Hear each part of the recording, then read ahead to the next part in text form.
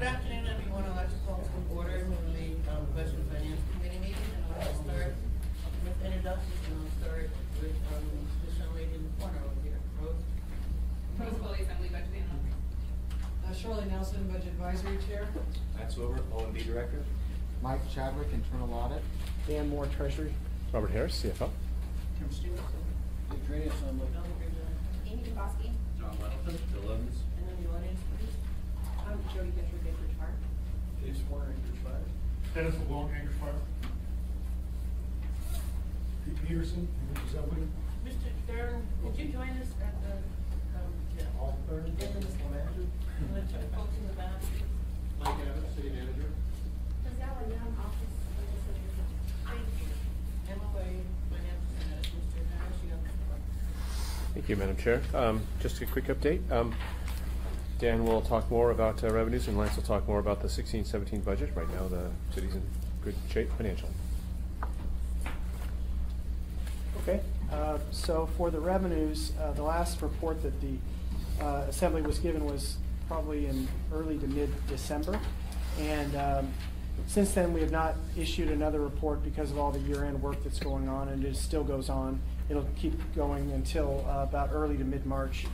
I did get a report this morning about some of the known things that are in progress in terms of revenues. The tobacco tax revenue, which we thought might come in at a surplus, is actually not going to come in at a surplus. It'll come in right at budget. The reason for that is there was a large distributor who had made some reporting errors that we learned about late in the year, and they put forward a claim for a refund, and that took away what we thought might have been excess tobacco revenue. So that is something I think verbally I mentioned at the last meeting, which is not going to come to be. Another thing that I mentioned was that the investment income, I did say that could be a negative and somewhat of a significant negative. So when we look at what's been posted in PeopleSoft, and this includes realized investment gains or losses and unrealized gains or losses. So for all types of investment activity related to the cash pool, it looks like we're going to miss the budget by about $1 million. So there was a significant negative hit once the presidential election occurred. So that's a major shift, and it's negative since the last numbers that we reported. There have also been a whole variety of other sort of year-end activity that's come in, and collectively it's about another $1.5 million of a negative revenue impact.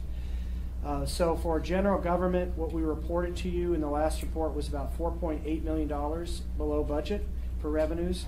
Now that number is about $7.3 million below budget, and that does not include Fund 181. Fund 181 is about $1.4 million under budget for their revenue, and that's consistent with what we've said before. So in total, if you were to take into account all the general government operating funds, the effective year-end investment activity, which is fully recorded at year-end, and the additional adjustments that have been coming in the last 2 months, plus Fund 181, it's nearly $9 million under budget, and that's revenues, not expenses. So so that's where the year ended up. It is a large variety of different things, nothing super major. Really, for this year, the biggest negative impacts were with investments, with the cut to PFD, and with Fund 181, which is its own fund. So that's the report. It did not stay the same, it got worse, but there is one caveat I would say. Every year in early March, by about March 7th, March 10th, the Controller Division does a year-end adjustment for property taxes, and that can swing several $100,000 either way. So that could be helpful, it could be additionally hurtful. We can never predict that one. So that's our update. Thank you. Mr. Middleton? So you say that includes realized and unrealized investment losses. Yeah. They're treated the same. They are at year end. They're fully recorded. So during the course of the year when we report to you, we always report realized because that's a known hard number. You can't reverse that. But unrealized, we have it sort of as a a memo entry, so to speak, a notation, but we don't include it in our projection because it can really vary month to month. But this is really, it is the number by year end.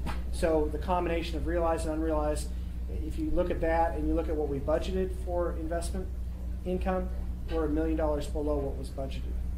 How much of that is unrealized? It was, I think, 1.7 million, something like that.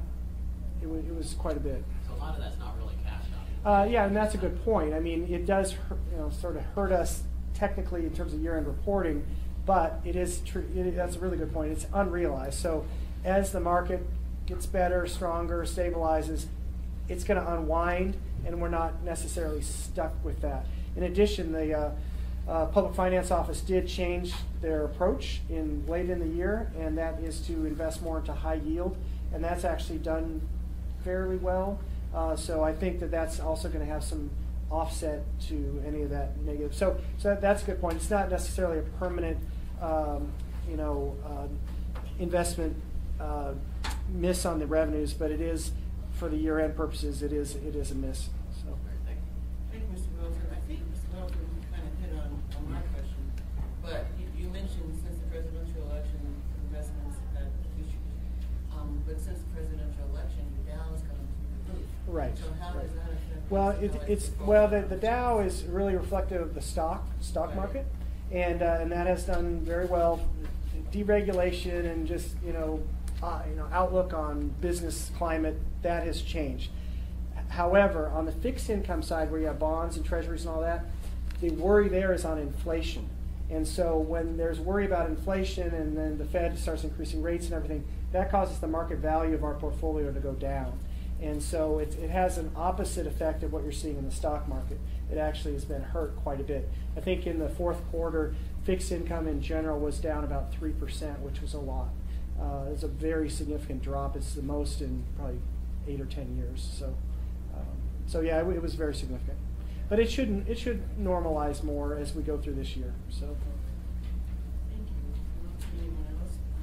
Mr. Wilbur, you have the floor. Okay, so for 2016, Dan mentioned the year end is coming to a close. The controller's office will be, I think, Friday or Tuesday is when the end close of the 14th month, so we'll know exactly how the expenditures came. In our last reporting in November, I told you that we were underspent, and that trend continues for all of GG. I think at the last amount we had met our 0.5% target of savings, right, to all of the departments collectively, and probably a little bit more. So at the end of the year, our expenses were overall down, but as Dan mentioned, we don't meet our revenues. We have a significant gap. We probably have at least $2 to $2.5 million in savings, but if we have this significant revenue shortfall, we're going to figure out how we're going to make that up and make some adjustments. And as the year closes, I think that gap's going to get a little bit narrower, but we do have a challenge ahead of us. That then moves us into 2017. I have a memo directed to directors that I'll be releasing today that talks about how we're going to move forward in 2017. And really, we're going to be looking for any adjustments that are absolutely necessary as a result of things that we did not know when we approved the budget. And they may be adjustments in our medical expenses, some contractual things that we were not aware of, but no necessarily additional services or anything like that. So I talked with the mayor about this, and we do have some challenges ahead of us as we close 16, as we move forward into 17. Knowing if these trends continue on our revenues, we are going to have to make some adjustments. Whether or not we make them all in one queue, or if we go through the year and make some additional adjustments, because then that will also set us up for 18. So as you all are aware, 2018 we already know that we're going to have a challenge, but we have a lot of moving parts, and as 16 closes, we got our work cut out for us. And we're right now we're about 1% off, and that's, when you look in total, when you look at our expenses and our revenues, that's kind of where we are right now, which is not bad, but it's not it's still work to be done. So again, I think 16 we are going to be on our expenses, we are going to be underspent, but these new projections on our revenues, that's going to challenge us to close the books on a balanced budget. We will do that. And then 17, we're gonna have to make some adjustments before the year end. I think those are probably the updates to the 16 and 17, if you have any questions. Mr. Middleton? Well, a couple things, you said a percent off, but it's 9 million minus 2.5, so that's a little closer to 1.5, I think, but, so what are the options? What do we do? So we didn't. So we can, dip into the remaining fund balance that we might have to cover some of those costs.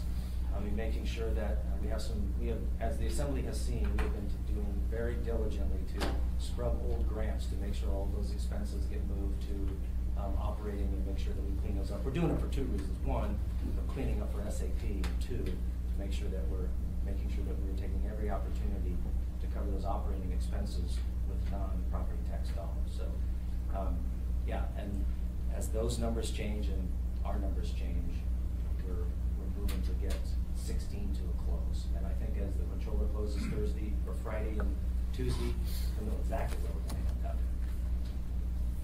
Thank you, Mr. Middleton. Has someone joined us by phone? Yes, hello, this is Zig. I joined. Thank you. Okay, we're now at item number 4, discussion of 2-year suspension of spending limitations. As everyone knows, a couple of months ago, the Assembly approved suspending Title VI, the spending limitations for a couple of years. And the idea was that we would have some discussion on that issue, and I thought it was a good idea to have that discussion sooner than later. And matter of fact, I think Mr. Evan brought it up, and so here we are.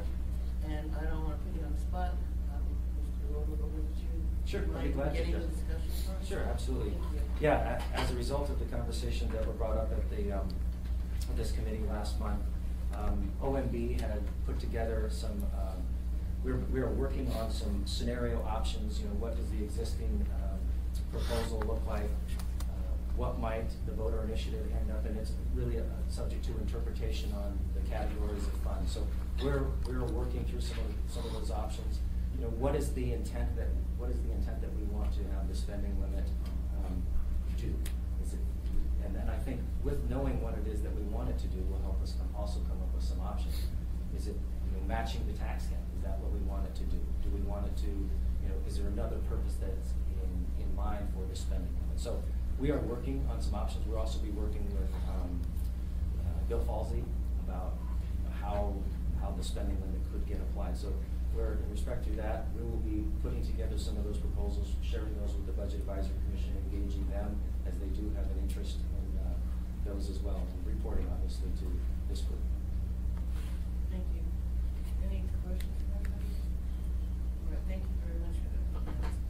Okay, report from the Budget Advisory Commission, Ms. Nelson. Thank you, Madam Chair. During our February BAC meeting, I think you are aware we sent a resolution to the Assembly regarding the spending limitation.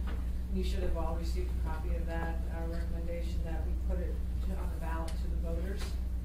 And did you receive? We all received it, yes. Thank you very much for that. Just do that. We were scheduled to also have Brian Robbins from the Assessor's Office to meet with us, but we ran out of time, so we'll probably try to reschedule him for a March meeting to do the 2017 assessment methodology presentation that he's been working on. Also, we'd like to look at the sales tax with Bill Falsey. He could give us some information on how that would work and what some of the recommendations are being put forward. And also, Mr. Trainee, to thank you. I just found out we have 2 new members on the Budget Advisory Commission, so I have not met them yet, or as a follow-up to our talk last month of meeting some, so that's very good. I appreciate it. Other than that, there's just a few other topics of conversation, but we're not going to bring those up. Mr. Wellington? So, on your discussion of that spending limit, did you talk about what its goal should be? What its goal should be? Like, why is it in there? What should we do? There is no real fixed formula on it, but we think that it should not be removed because as you asked the question at one of our previous meetings, what difference did that make if we had followed the current spending limitation formula? And Lance answered that it was 9 million over, made a difference in the budget the way it was proposed by not using that spending limit calculation. So those are concerns for us, that we like that checks and balances, and we feel that it should go to be on a ballot to the voters, was our recommendation. Thank you, Mr. Littleton. Mr. Trainee? Surely, as you look at the sales tax, look at the exclusions on the sales tax, because if you're putting that together, you gotta figure out what the leakage is. And look particularly at Elmendorf, because they can't be taxed. So you gotta figure out what the economic loss is gonna be with that. And then the people that buy stuff mail, I got a lot of complaints when this issue came in front of us. Brick and mortar people are definitely terrified about it helping income coming in or goods going out and then bypassing the sales tax, so. Yes, it has, we have been discussing it somewhat, and I think I talked with you last time. I've talked to a few business owners downtown, for example, that are real worried about online sales affecting their business, and then if they had to do the sales tax also on top of that here, it's a concern of theirs, so we are looking into it. Also, presently, we're working with Lance and on a gas sales tax. So I know that Al has been looking into that, where the state puts a sales tax, but perhaps the municipality can be involved and have a certain offset to that sales tax. So, and Lance has more discussion on that. Would you take a look, Shirley, at the business inventory tax? I'm sorry, what now? The business inventory tax, should we possibly get rid of that if we went to a sales tax? Because the businesses need a break, and I hear a lot of complaints about the business inventory tax. That's the personal property tax. Right, that every business has to pay on their goods that come out still on the shelf. Take a look at what would happen, how can we get rid of that? We help the business industry out, so. It's a lot of Well, money. we can look into that. I'm very familiar with it because I used to own a piano store, so I know inventory, yeah. You want to follow up, Mr. If I could. So Shirley had mentioned that Al had come and talked to me. One of the things that the commission as a whole is they're looking at other options for revenues. And so they have come to me and asked me for information about the sales tax and what about a gas tax. It's not something that we are proposing for them, but they're asking for information for us. So I'm giving them information about, you know, how the state's sales gas tax is out and how might we be able to do something like that. So I'm just providing them information so that they can perform an informed decision and then come back with something to the administration and something to the committee. So, and then on the sales tax, they are very interested, and we looking for the right amount of time. If the administration brings forward a second proposal, when that comes forward, we'll share that with the Budget Advisory Commission. And then the last thing I want to mention, and I didn't, is that members of the BAC are very concerned and interested in the mandated exemptions at a state level on property taxes. And so part of that memo that you're going to see in there, and I think maybe one or two members may present some of that information to the legislature, that we have these mandated exemptions and they're not funded, and there's a concern that the state, if they're going to oppose them, they should support them somehow. So anyway, just to be aware of that as well. Again, we've been working well with the commission, providing as much information we can with them. Whatever position they may take is of their own, and then you guys, the assembly and the administration, will take those under advisement. Thank you, Mr. Trainee. You wanted to follow up? Lance, we do have the capability, don't forget, to dedicate the funds straight for taxes, unlike the state. You can't dedicate taxes. We can, the city can. So if you had a gas tax, you could dedicate that towards public transportation if you wanted. Keep in mind, we can't, state can't. I am well aware, and I'm advising them as such. Great. And the other thing would be, I'd heard that the city was no longer, I heard something about the mandatory exemptions, that the city had taken the position on that. I don't remember the assembly coming with a policy decision, since we set policy for this town. I don't think we've dealt with that issue yet. I believe you're correct. I mean, it was a resolution from the commission. Whether or not you had supported or not support that resolution, you haven't done that. It's just information, which is what they do. Same thing with the administration. Thank you, Lance. Anything else, Mr. Trainee? Thank you, Mr. Trainee. Mr. Evans? Thanks, Madam Chair. Back to the spending cap issue, this sort of relates to both Lance and Shirley's report. I may be the only one, but I do not understand the spending cap. I don't understand the mechanics of it. So I have, and that's what, you know, when I came up with the proposal to allow the suspension of the spending cap, increased to 2 years.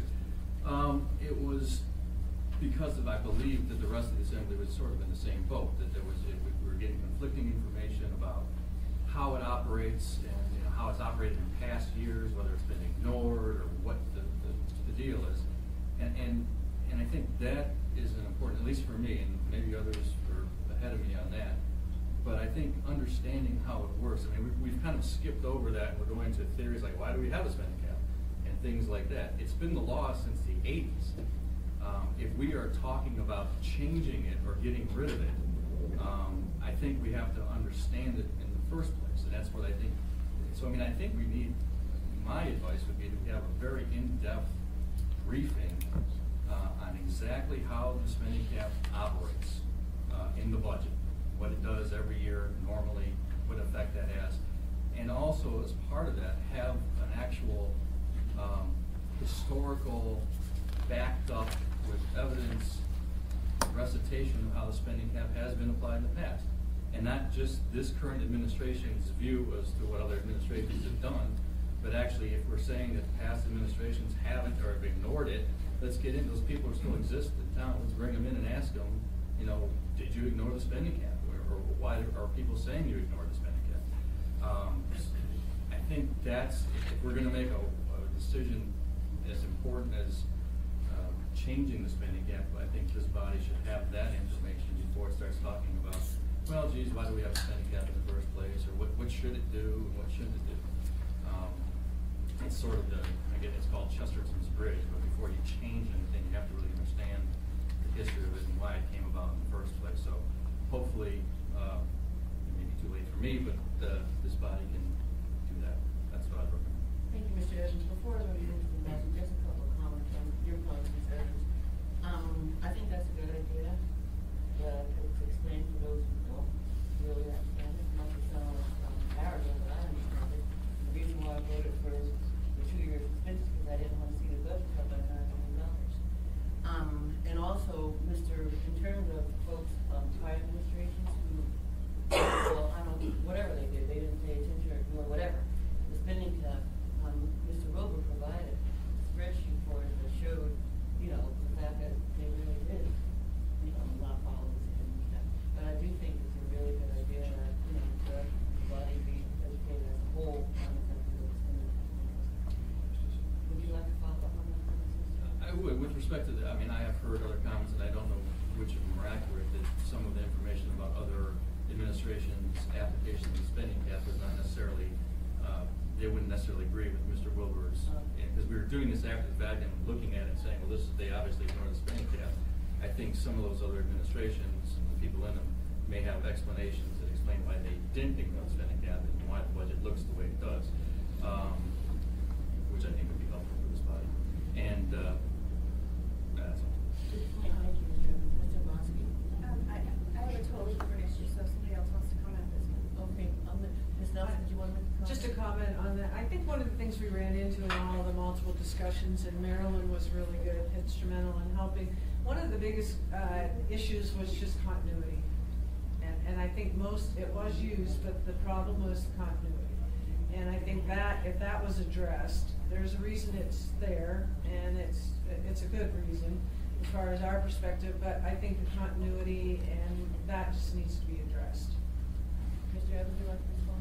Actually, I didn't address it in the first place, but in response to Ms. Nelson's original claim about the putting it to the vote of the people on the advisory vote in April, I'm not in favor of that, simply because I don't want the advisory votes, but also because, and it's probably just because I don't understand, again, the mechanics of the spending cap. I wouldn't expect the regular citizens to necessarily understand that, and so I think, they'd be voting on a vague concept as to whether they want to keep the budget small or big is basically what it comes down to. And I don't think that is the most effective way for this body to operate, is to put that to simply an advisory vote. So that's the only reason I'm not in favor of your recommendation on that. Thank you, Mr. Evans. Mr. Trainee, you have a comment? Les, could you resend to the assembly what you'd written on the spending limit? Absolutely. We've slept a few times since then. Thank you. Thank you, Mr. Trainee. Mr. Bosky? Thank you, Madam Chair. Just briefly on the topic, I think anytime we have 1, 2, 3 assembly members who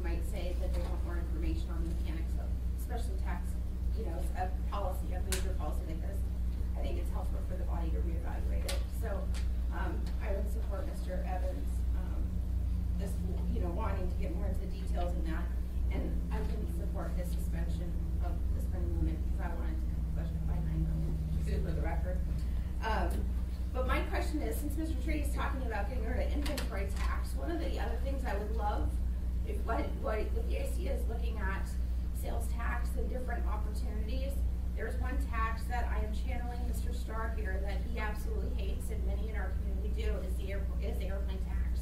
Because we have a $75 airplane tax that taxes airplanes that aren't even parked at Merrill Field. So people can be parked on private strips out in Birchwood, Chukiak, or the Birchwood Airport, and they still have to pay a tax to the municipality of Anchorage if they own an airplane and it's not even parked here. So I think that is an issue, if we're talking about fairness, to tax Anchorage residents simply for owning something and not utilizing municipal resources, being Merrill Field, or Lake Hood maybe. I think it's fair to look at that one. Yeah. Thank you, Mr. Lewis. Okay, we are now at agenda item 6, Fire Department. Mr. LeBlanc, you have the floor. You all have a copy of the handout. Peterson doesn't. Great, thank you. And I've got 7 here for you all if you want to pass that around. Okay, if I sit back here or you.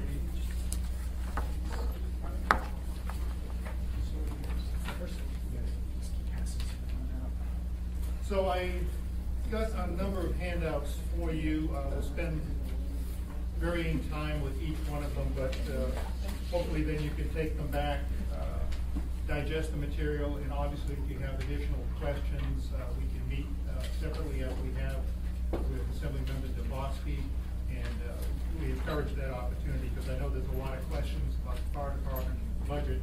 I first want to start by obviously extending our deepest sympathy to the victims of the Minnesota fire yesterday morning. A number of us responded immediately when we got the page at 2:30. 2 fatalities, extremely tragic. 16 other people were transported to one of the 4 hospitals here in Anchorage. 4 children, 2 of which were seriously injured. We don't know the outcome yet. 4 adults that were transported in critical condition. The ATF, as Deputy Chief Hedrick has announced to the press, is coming in this afternoon. We'll be meeting with him tomorrow. Right now, the building is secured, actually being treated as a crime scene, taped off, fenced off, police presence, and we'll be working with the representatives from their strike team tomorrow to put a plan forward. So.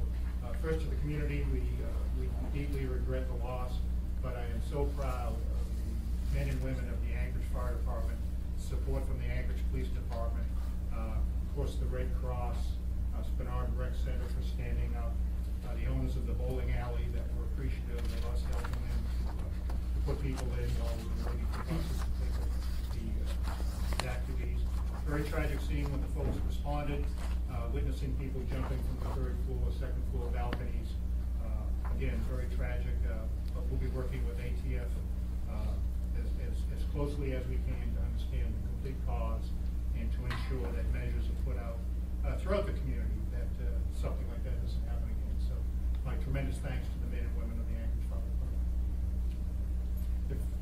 Okay, so just before I get into the details of the main topic, which is the reasons for the historical and continuing AFD budget overruns, I just wanted to align everyone with the department. Just a couple statistics in the upper left on this first page shows how we are dispatched by personnel. 315 first responders down to 383 total people in the department. Off to the right, you're all familiar with the department infrastructure statistics. 13 fire stations, 35 pieces of frontline apparatus as indicated there. Most importantly is the MICUs of indicated we have 11. That is with borrowing, with the help of the union, firefighters to staff reserve medics 81 and 82. We'll be seeing on the bond in April to replace those 2 borrowed reserve and borrowed firefighters with permanent additions to the fleet, which would be the number 10 and the number 11 MICU. Just for information, in the middle is the AFD Dispatch Center statistics. I would just bring your attention to the top line, AFD calls, and perhaps on the years 14, 15, and 16, because in 13 we inherited with no additional cost, no additional staffing, all of the dispatch priority calls for the Hangar Safety Patrol. And you can see those numbers went from 0 up to nearly 29,000 in 2016.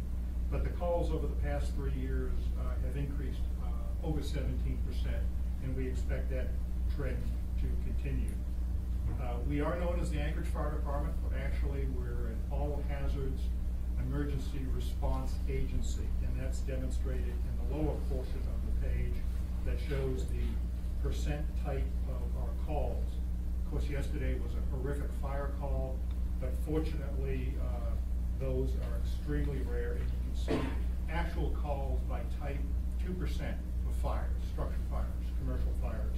And the bulk of our business, nearly 70%, is emergency medical services. I think you're all familiar with that, but I did want to orientate you to that. And then the second page, I just wanted to share with you the incredible efficient statistics associated with us staffing Medic 81 and 82. That 17% increase in calls, with 70% of our business being medical, is pretty much all due to emergency medical services calls. And I talk about the parable of the boiled frog, where, as you know the story, you take a frog, you put him in cold water, you put it on the stove, and you put a little bit of heat under it, and the frog will stay there as it continues to get hot and hot to the point that he starts boiling and he dies, as opposed to taking the frog, throwing it in boiling water, and they immediately react. So what the fire department has experienced over the number of years with the 17% growth in EMS calls is somewhat like the parable of the boiled frog. We have had increasing demands, also associated with taking on the service center calls, and we've managed it with existing staff. The boiling water occurred in October of 2015 when we had the spice outbreak, where almost 20% of our responses for a significant period of the month of October were associated with spice calls. And we overwhelmed our ability to respond and actually created a crisis, if you will, with the resiliency and the physical and mental acuity of our firefighters, who were working nearly 24 hours a day, particularly in Station 1 and Station 3. So we needed to do something immediately. What we did is we took Medic 2, which was a reserve rig, and staffed it with overtime firefighters for a number of months, just to get some relief for the people that were on Medic 1. We knew that was not a long-term solution. So working with the union and the command staff, the battalion chiefs proposed an establishment of 2 basic life support ambulances to do the calls that weren't necessarily advanced life support. The Anchorage Fire Department had actually tested this concept out twice before, and both times it failed. This time we challenged the battalion chiefs, working with the union, to come up with a solution that would sustain itself. And my compliments to all of those people involved. A tremendous amount of change was involved with our dispatch protocols. We were able to reduce manning on 3 of our engine companies so that we could borrow resources to stand up 2 additional reserve medic rigs for the responses that we needed in the community. And that has been going on for about a year now. And I just wanted to share with you on the second page, if you look over to the right, I've got 5 MICUs listed, which if you look at the data in the other 2 areas, for the 2 periods, in 2015 and 2016 to 2017, you'll see that the top 5 ambulances total utilization has been reduced by 12%. If you look nationally, unit hour utilization for medic units should never approach 40%, because a medic run can be anywhere from 30 minutes to 3 hours, depending upon the type of response you're on. So if on average you're being dispatched 7 times a day, you could effectively not have any downtime. You're going from call to call to call, obviously with the hospital, and refurbishing, rehabilitating the ambulance in between. So by adding these 2 additional ambulances, we have significantly reduced the unit hour utilization of our top 5 ambulances to now, myself and my command staff, we're comfortable that the firefighters and paramedics that are staffing those ambulances aren't suffering from excessive sleep deprivation or loss of mental acuity, that when the 911 call comes in, they're ready. They're capable to respond at any time of the day. So that has been a tremendous success, and that is why on the area-wide bond that is before the vote is in April, we're asking to staff permanently 2 new ambulances, $650,000 in capital expenditure for the 2 ambulances, which also includes the gurneys, the life packs, and the Lucas chest compression devices, plus the box and the chassis, and also asking for the tax cap to be raised to pay for the additional 14 firefighters that we need to staff those ambulances. So that is a tremendously great effort, and I just wanted to share that with you in advance of the election, and also highlight that part of the overtime over expenditure in 2016 was driven in small part, but by the staffing of Medic 2 before we brought up 81 and 82. That was only about $100,000, but that's still a piece of it. If you turn to page 3, what I've done there is just demonstrate some of the confusion that we experienced as the new staff when we came in, and as we were talking with Assemblymember Dembowski a week or so ago, we kind of concluded we didn't know what we didn't know. So the truth is, I should have had this conversation with you last year at this time, because nothing has really changed other than the fact that we had a number of critical position turnovers in the fall of 2015 and the spring of 2016. So we really didn't become knowledgeable of the full mechanics of the budget, particularly as it relates to overtime, until 4 to 5 months ago. So I apologize for most of 2016. We were saying the fire department would be on budget, or perhaps $200,000, $250,000 over budget on a $94 million budget. And it wasn't until October that we realized that that number was more like $1.5 million. A couple things happened. One, we had a misstatement in the budget with respect to the academy that we ran last year. It was only in the budget for $650,000. It actually took $1.2 million to put that academy on. The failure in the budgeting was an Excel spreadsheet issue. We didn't know it, we didn't see it, we didn't realize it. I apologize for that. That was about $650,000. Another one was the failure to accrue on a monthly basis the leave cash-in that is part of the collective bargaining agreement with the IAFF that allows the firefighters to cash in excess leave at the end of the year. That number is typically $2 million. Everyone is aware of it, but we didn't accrue for it on a monthly basis. So when you looked at the financials, they were really misstated as you projected it out to year end. So we identified that, we corrected that. And we also found a fundamental flaw in the way that was structured for accounting for overtime. And just on this third sheet, you might see that the budget is presented as it sits in PeopleSoft, and then we have to do account adjustments because what's budgeted doesn't necessarily book to the actuals. And if you just look over to the far right, you'll see particularly in overtime, there's a variance of $1.6 million. And this has to do with the way the numbers are accounted for. Again, we were a little bit ignorant about that, and now we know what we didn't know then. So let me just turn to the 4th page. This is our monthly summary of expenses, which obviously is adjusted for complete year 2016. And if you drop to the very bottom of that middle column, you'll see that we're projecting to be overspent by $1.4 million in 2016. And then if you, let me just leave it at that because I'll come to that and explain it on the next page.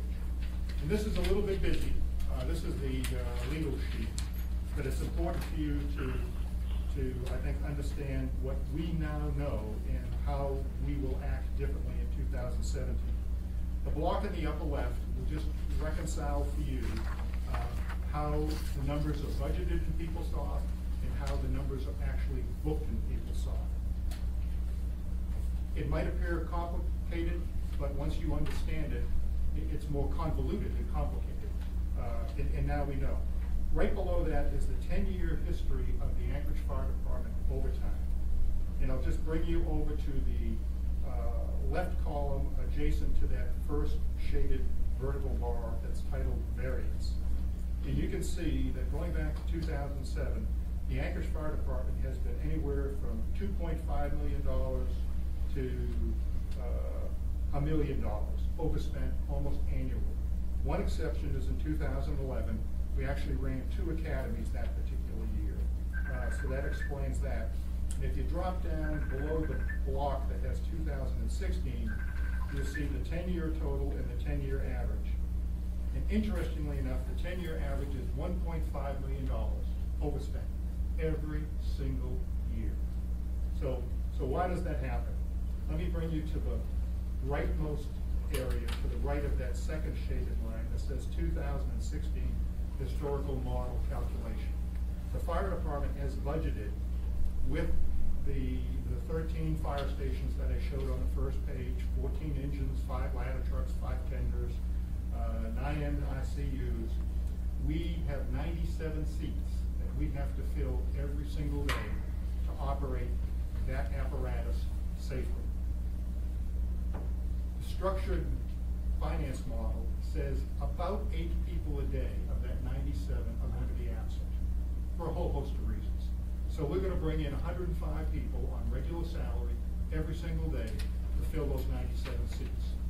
We also have an overtime budget, and if you bring your eyes to the lower left part of the page, you'll see 2016 first responder overtime budgeted staffing, because we do have an overtime budget. And if you just drop through those numbers, you'll see that we have in the budget an additional 7.2 firefighters every single day to fill those 97 seats. So we bring in 8 regular, we'll get another 7.2 in overtime, so that's 15 additional people per day. But what we didn't know is that for a number of reasons, I'll explain a couple of them, we actually have more than 15 people absent on any given day, hence we have to bring in overtime. And just on a raw number, if we staff 1 ambulance, which takes 6 people for a year, that's $1 million. If we staff 1 engine, which is 3 people a day, 9 total for the year, that's $1.5 million. And if we staff a 4-person engine or a 4-person truck company, that's about $2 million a year. So you can get the personnel equivalency to dollars a little bit set in your head. So the middle portion between the 2 shaded bars is what is our significant learning, in which is going to be challenges that we're going to face every day in how we staff the fire department. So what you see is 2016 all leave taken, and you can read the type: sick, scheduled annual, unscheduled annual, FEMLA, light duty, etc., down to military and funeral. Plus, what's unique within the Anchorage Fire Department is our people are not fungible. A firefighter is a firefighter is a firefighter, but a firefighter can't be an engineer. You have to be qualified to be an engineer, operate the pumps, drive the apparatus. So you have to go through an engineer academy, and you have to pass a test, and you have to be certified to be an engineer. Similarly, an engineer can't be a captain for the same reasons. A captain can't be a senior captain, and a senior captain can't be a battalion chief. You have to be tested, you have to go through an academy. So the folks aren't fungible. So if you look at that one line above the block that says number of firefighters for rank specific in 6 out of 9, if somebody calls in sick for whatever reason, or they're on FEMLA or on hardship, and it's an engineer, if we don't have an engineer or an actor, somebody who is capable, who has certified to be an engineer on staff, we have to call in an engineer. You just can't take a firefighter and put them in an engineer's suit. So, again, with 3 shifts, 13 fire stations, that becomes a little bit of a complicated issue. The battalion chief's budget staffing 9 shifts out. We're always looking 9 shifts out, but we never know who's going to show up on that given day until 9 a.m. comes, right? Who might be sick. So if you add up all of the hours that people were gone last year for these different types of reasons, convert it to average numbers of firefighters, and consider the effects of the rank specific in what we call 6 out of 9, because the most demanding service on the fire station on an average basis is staffing an ambulance, the MICUs operate a heck of a lot more than engine companies or truck companies. We have come to an agreement that when you work 9 shifts, only 6 of those can be on an ambulance, because we don't want to burn you up, is basically the concept. So if a person comes in and they need to be on an ambulance, and it's their 7th shift, we may have to bring somebody in for overtime. So anyway, if you add all those numbers up, the types of leave plus the rank specific in 6 out of 9, we needed almost 17 firefighters per day to cover the ambulances. But I already told you we only had 50. That's what the model provides. So in the as experienced block in the lower right, I show that we had to bring on additional, it's on the bottom block, an additional 1.5 firefighters, which actually, because it's 3 shifts, that's actually 4.5 additional firefighters, which cost us in 2016 about $750,000 in unforecasted overtime. We know that. So the way we manage that is all those types of leaves have got to be managed on a daily basis, looking 9 days out, so that we don't have excess firefighters off. They all do leave picks in November, December for the following year. Those leave picks are regulated, if you will, by how many firefighters can be off on a given day, how many engineers, how many captains, etc. We probably did less than a stellar job in monitoring that in 2016 and years previously, where we just accepted perhaps too many people being off, particularly in June, July, and August. After all, we live in Alaska. That's when you want to be off, and we weren't as disciplined going back many years as we should have been. So we incurred excessive overtime beyond some of these other reasons that I've given you. So we know that now. And we're working with the battalion chiefs, Deputy Chief Hetrick, on a daily basis and looking out throughout the entire year. We've got it calendarized by shift, by station, by employee, every single day. And we're going to be managing that extremely tightly, because we can't afford to have an embedded $750,000 miss. Now, in 2016, we missed it by $1.6 million in overtime. Well, the $750,000 plus the overtime associated with overtime for Medic 2 that we had in the early part of the year, as well as the miss in the academy and the overtime that we had to pay there, for our guerrilla math, pretty much accounts for what happened in 2016. But the structural deficiency is something that we now all recognize. I wish we had recognized this when we first came in as the new administration last fall. It simply wasn't quick enough on the uptick to realize that.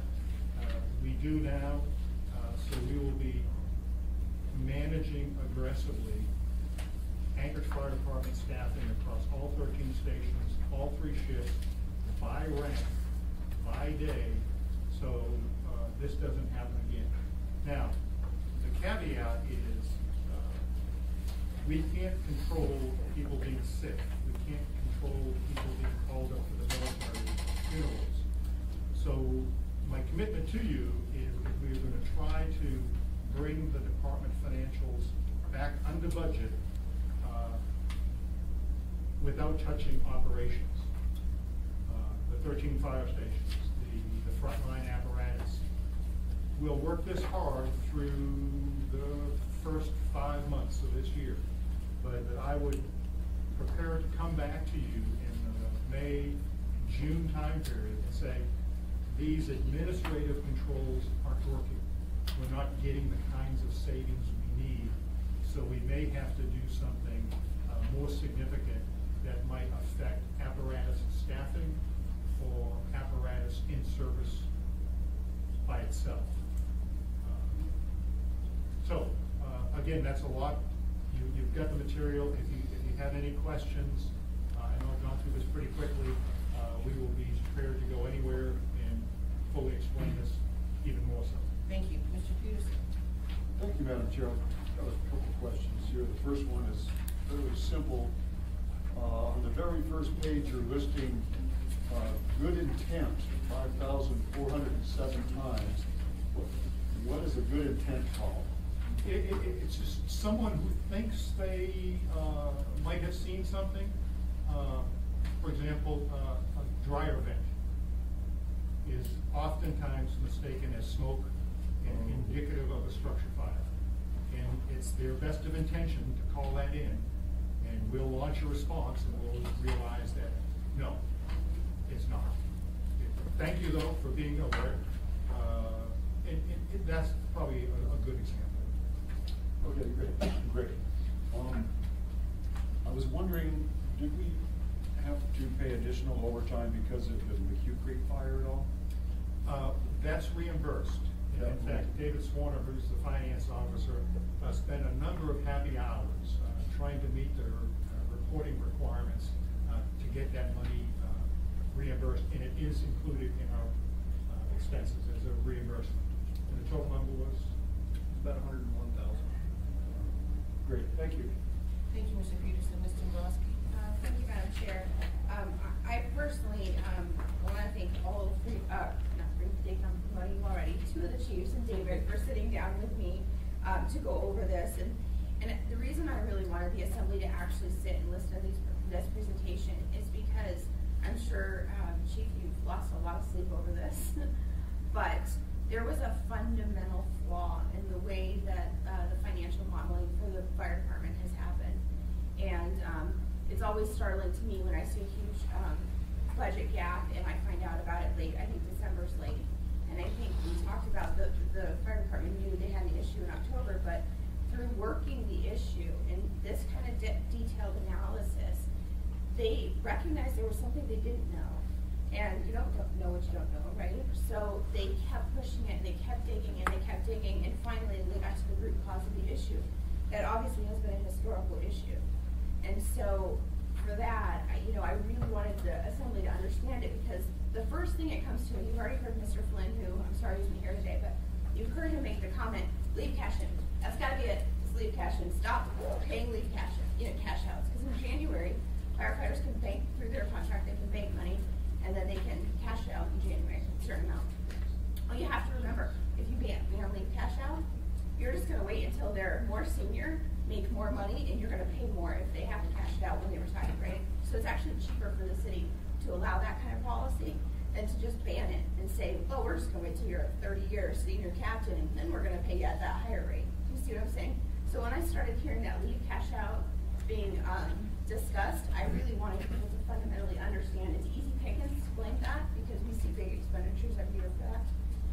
But I wanted people to understand that I think they've nailed it in what they think that their issue is. Now that the challenge they have is to solve the issue. But I hope this was it was actually helpful for me. So I'm just very grateful that they went through all these, this exercise. Thank you, Mr. Dombrowski. It was helpful to me also. Mr. Evans? Thank you, Madam Chair. It was helpful. Appreciate it, Chief. My question is a little tangentially related to that. It's just something I absolutely don't fully understand, many other things. But you were talking about the bonding and the 14 positions that this, and it may be more of a question for the finance folks. It's always a big issue that we add, O&M to bonds and stuff, and I know that some people don't like that, some people do. How is that, like in this bond, how much is it going to be for? The bond itself is $650,000. The capital cost for the two ambulances is $325 each. Right. But 14 positions. 7 each, $2.3 million is the annual amount of salaries and benefits for 14 firefighters. So it's 2.3 million annually. Annual. But on the budget, when you're approving the bond, what is the amount on the bond that people are looking at for that? It'll be $650,000 capital, but then there'll be an explanation on the bond that says if you approve this bond, you're also authorized to raise the tax cap annually by $2.3 million for operating and maintenance expense. And we've done this probably 8 to 10 times over the past 10 years. Yeah, it's not, it's certainly not a common practice. It's the only way to add manpower if you add additional apparatus. And when we do the explanations for the voters on, how much this is gonna raise your, $100,000 house, do we do it based on the full 2.3 million per year, or do we do it on 650,000? 650. We do it both. Sorry to correct you there, Chief. Yep. So on the ballot, it will say that for $100,000, and this is for the whole area-wide bond. So this includes some of the transit facilities as well, and school zone safety facilities. It's a total of $1.6 million of capital. So the cost per 100,000 to retire the debt is 33 cents. The cost per 100,000 for the O&M expense is $6.40.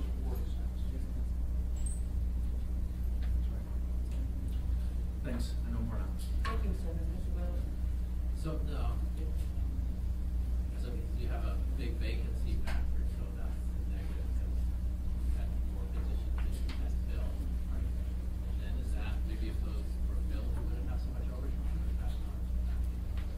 It's a mix. The fire department vacancy factor has remained static at that 1.256 number for the past 8 years.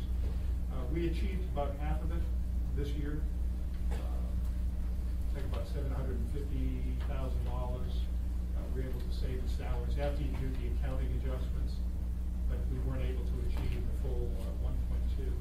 Most of the vacant positions that we've had, Mr. Weddleton, we've actually given up to add additional staff. The dispatch supervisor position we gave up to fund an additional IT analyst. We gave up an assistant chief to staff another maintenance mechanic. And now Deputy Chief Hedrick has given up her assistant chief of operations in 2017 so we can fund other additional needed worker bees. So that vacancy fact doesn't net that out? No. Okay, so you have a position not filled, this negative vacancy factor, we can use that money to fund a separate position, is that up here in the ballot? It would be. It will be in 2017. Thank you, Mr. Weddleton. Okay, before we move on, Madam Clerk? Madam Clerk? Barbara? Hi, we have another work session, it's supposed to start at 1 o'clock. How much time do you think that work session will be? It's on Title 2811, how much time do you think that will be? It will take as long as the assembly likes it, Madam Chair. Okay, it's scheduled for an hour. Do you think you're gonna need an entire hour? And the reason why I'm asking is because we have one more item on this agenda to deal with, and if the next one's gonna take an hour, I have a suggestion. I do not think it will take an hour. This item isn't before you for public hearing until the 28th. Okay. And it's just a basic overview. If you have more questions, we can ask this later. Excellent, thank you. With that said, Mr. Thurman, we're gonna extend this meeting a little bit so you can do your presentation. Thank you, Madam Chair. You're welcome. Just to give a quick update on where the project is at currently. We are in between the system integration test 1 and 2. There was a 2-week time period for break fix. We're in the first week of that. The second week is next week as well.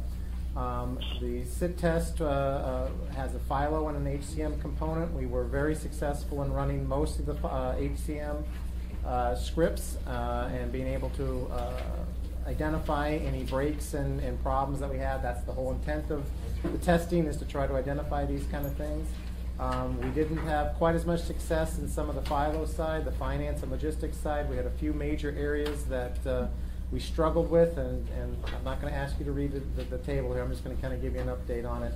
But one of the great successes that we did have is we were, after, I think for the first time in the history of this project, being able to, and Lance can weigh in on this, to process the team budget interface into the system where we can actually load the budget into SAP for the very first time in the entire length of the project. So we had some very good positive things. The interfaces with police and fire and the telestaff are going well, and as well as the Maximo one. So while we struggled a little bit in some of those areas, we did have some major successes that we certainly wanted to let you be aware of. With that being said, we want to be in really good stead going into SIT 2, which is technically scheduled to start on the 27th. And I'm not going to necessarily go through slide by slide, but what I wanted you to see here is this is basically the deck that we get on a daily basis, which sets up all the critical components that we want to have done by the end of next week, so that when we go into SIT 2, one, we don't have the items that caused us to have a problem in SIT 1. And in addition to that, we're adding things in SIT 2. For example, security. And there's a slide in there on that. We had that's a goal that we wanted to add into SIT 2 at that time period. So we're daily looking at it. We're holding SAP responsible for meeting all the guidelines and so forth, as you can see through the deck. So we have some objects that are still outstanding. We have data, the second data load. As you remember back in January, I talked about how successful we were in the first data load, where we're at in the second data load, which also includes transactional data, which we did not have in the first one. So they are progressing. They brought additional resources on this week to be able to meet the need. So the entire project management team is focused on going into SIT 2 fully ready and completed. And this is basically the daily metrics that we use to find out how well they're doing, and then we can allocate the appropriate resources to certain areas that are behind or not where we want them to be, so that we can hit our dates. And I'll let that go to your leisure to be able to read that. Mr. Weddleton? So when SAP is all running well, does that prevent spreadsheet errors from throwing off overtime calculations by hundreds of thousands? Well, we're still using spreadsheets. Well, we would hope to use the system for its functionality and so forth, but obviously the system's only as good as the people that enter the information, and you'd be able to use it. I believe SAP, as a robust system, is going to allow a lot more reporting, a lot more detail, and a lot more big picture where we can look at everything interrelated, and that I'm hopeful will catch these things or assist the municipal staffs throughout the entire municipality in areas to identify and give them the tool to be able to spend more time analyzing and making decisions rather than trying to find out what's going on with certain problems. But that's the whole point of this tool, is to provide that functionality. Thank you, Mr. Wilson.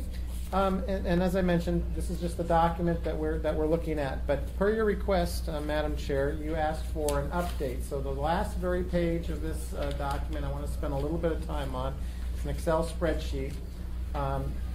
You had asked last meeting, I think it was based upon, or in Zig's meeting, with regards to trying to get a project-to-date update on finances, costing, budget, those kind of things. So what has been prepared here is basically where we're at, and the way we prepared this is every vendor that we, What page is it? the very last page, Madam Chair, Okay. the Excel spreadsheet. Thank you. What we've included there is every current active vendor or PO that we have, we've listed them line item by line item. But then the miscellaneous contractors, that line item that's about halfway down, that's everything in the past that's done and gone and has been completed. That would be your Black and Veatch, that would be any other vendors and so forth. So that's why you can see what's been appropriated, PO issued, and invoiced are all the same number. Because those are not active. Those have been closed out, dealt with, and done. So I wanted to be able to show you these are the ones that were actually still open and that potentially could have work on, so we can kind of get an idea of where we're at. And what the columns basically show is what's been appropriated, what we've issued POs for, what we've invoiced, what's been encumbered that we haven't been invoiced, and then any remaining spending authority that had been given, which is basically what's been appropriated versus what's been the PO has been attached there. So that on a vendor by vendor, contract by contract basis, we can see where we're at. This is a tool that I use to try to figure out how to pay for this particular project. so we can kind of see that. A couple of key points that I want to bring up at this particular junction. If I can refer you to the capitalized payroll, I put that on the bottom. That's the muni staff, the muni labor on this project. And I did it the exact same way as we did the contracted resources on the top. The $3 million, and I'll explain that in a minute, that was a portion of the $4 million that was approved last March. And then I summarized all the other muni labor in that $9 million number that was all done in the pre-things. I'm only able to use the current $4 million as an active. So I maintain that mentality on the top and the bottom. Now the first question is why is that $3 million right now versus $4 million, which was appropriated? Based upon our spending, our muni allocations through the first year, and we only have 6 more months before we go live, only $1,554,000 was actually spent, which leaves us $1,455,000 remaining. We anticipate that will be enough to meet our needs for the first 6 months of 2017. Because of that, we had some needs in the consulting side where we were short, so we moved $1 million out of the muni labor into the consulting side. That's why that number is now showing as $3 million rather than $4 million. But we're confident that remaining $1,455,000 will cover January through June of this particular year to be able to do that. So that's one thing I wanted to bring to attention. That's something new that you may not have been hearing in the past. I also would like to bring to your attention one that says SAP blueprinting, and if you look over in the number, the 4th column over, it says encumbered to be spent. You'll notice that number is negative. That is a PO that was created before I got here that has actually ended up spending more than what the authority and the PO and the funding for that particular PO was. So I want to highlight that because I will have to come back to the Assembly for the tune of $281,904.32 in order to be able to fund that particular PO. Once that funding takes place, that PO will be closed out, so to speak. So I wanted to bring that to your attention. With that being said, Madam Chair, this is where we're at currently and the amount of funding that's available that we have here. As you're well aware, for a long period of time, we have been working with SAP and Peloton, our 2 major consultants on this project, with regards to the financial needs of the project, the amount of consulting time that has been needed, and we've had a gap between what was originally prepared or approved by the Assembly last year and what we believe where we're currently at, which is reflected by this, as well as the remaining gaps that I have been negotiating with SAP and Peloton that would allow us to complete this particular project. What I would like to request is a special meeting of your choice of setting up, hopefully in about 2 weeks, where I can bring forward to the Assembly the specific requirements by contract between the different vendors and so forth here, where we're going to, we would lay out in front of you spending authority needs, funding needs, and how that would look like to answer questions at that point in time and then bring forward through the Assembly process of funding both on the March 7th and then eventually March 21st for all of those different contracts. And there will be several, as we've been moving money and paying for this project through a variety of different means. We would have to bring forward those different contract spending authority things, as well as the a request for additional funding for the project. Thank you, Mr. Trainee. Go live 1 July. How close are we? Are we going to make it? That's July 3rd, Mr. Trainee, but yes. Whatever you want to call it. We continue to be challenged. We are still at that particular goal. There's 2 critical factors from my perspective. One, and this entire packet, we need to be ready at the end of next week. We want to make sure that we go into SIT 2 fully prepared. I think there were a few gaps in SIT 1. We gained a lot of knowledge and we had a lot of benefits from that, and we were able to run the vast majority of the scripts. But we want to make sure we're crystal clear, as well as the extra data. From the project management perspective that I have, I will be the most confident of what our date actually is to go live at the end of SIT 2. So approximately 6 weeks from right now, after we've incorporated all the new data, incorporated security, run all the scripts, had all the objects developed so we can fully test them, at the very end we'll know what's still broken that needs to be fixed and whether or not we have through SIT 3 and a whole nother user acceptance testing cycle, can we accomplish those goals in that approximately a little over 2-month phrase? I can tell you that the project team and the vendor team still has July 3rd as our goal, which is a June 19th payroll go live. Just remember that starts several weeks earlier. And when we say earlier, the whole system has to be ready by June 19th. We can't just have a part and then hope the other 2 weeks will be delivered. So we are currently still striving to that, but there are, as a daily basis, tremendous challenges to meeting that goal. One other thing, Madam Chair, do we still have any bills coming in from SAP? I remember one time we had some charges. I don't think you'd gone through and approved them yet. Where are we at with SAP and what they billed us for? And we trued up with SAP? Are you referring to the gaps, Mr. Chairman? Yes. The gaps is what I'm basically suggesting that I hopefully concluded negotiations last night with them, and that I need to be able to reconcile with them over the next week, and then I will present to the Assembly the following week all the gaps that have been known and what it's going to take. The good news, Ms. Tran, the longer this project has gone on, the more defined you know what your actual costs are. When you're at the very beginning, you have all these unknowns. We're 4 or 5 months from going live, so many of these gaps are actually gaps that have occurred and have been in the past, so they are finite and our exposure is known. We have a smaller number of gaps in the future, and I'm doing everything I can to ensure that those gaps that are unknown are capped on the vendor side so that our exposure is minimized on that.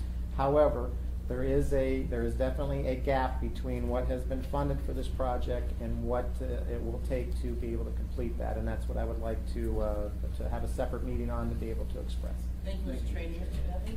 And maybe it's not a fair question, but I mean, in general, the extra meeting sounds good, but do you have a ballpark of what you're talking about that gap?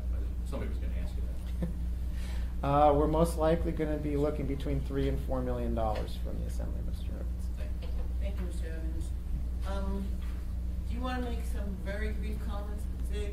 Very brief, because we have another work session. Okay, fine. That's okay. That's okay. I don't think I need to at this time. Okay, excellent. Thank you. Anyway, Ms. Foley, would you schedule a special budget finance committee meeting for Friday, March 3rd, from noon to 1? And the agenda item will be Mr. Dern and a follow-up. And I'd also like to see at this special meeting, Mr. Wilbur, if you don't mind, an explanation of the spending limit. March 3rd. I think it's a good idea to have that on this special meeting also, so we can hear what you have to say before Mr. Evans and I'm not here anymore. Absolutely. Okay, thank you very much.